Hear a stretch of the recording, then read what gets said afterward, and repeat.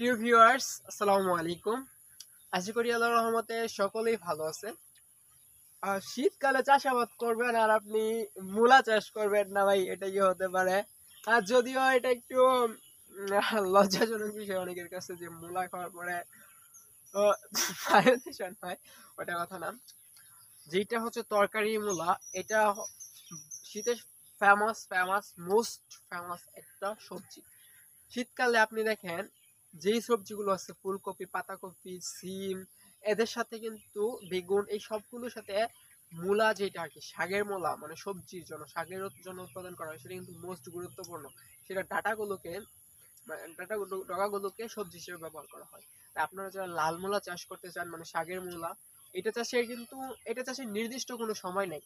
এখন থেকে শুরু করে, মানে আজকে হচ্ছে আগস্টের 21 তারিখ।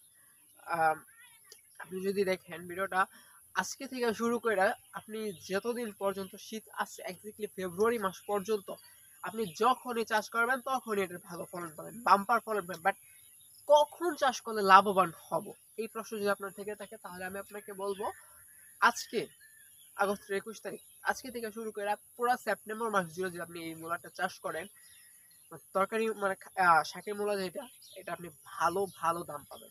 বাট এরপরে যেটা চলে যাবে, সেপ্টেম্বর নভেম্বর মাসে যেটা চলে আসবে, সেটাও মোটামুটি দাম পাবেন, এক্স্যাক্টলি খারাপ পাবেন তা না। বাট ডিসেম্বর মাসে যদি আপনি চলে যান ভাই, কি আর কইবাম, পুরাই লস। মানে ডিসেম্বরে যেগুলো চাষ করবেন ওগুলোর দাম অনেক কমে আসবে।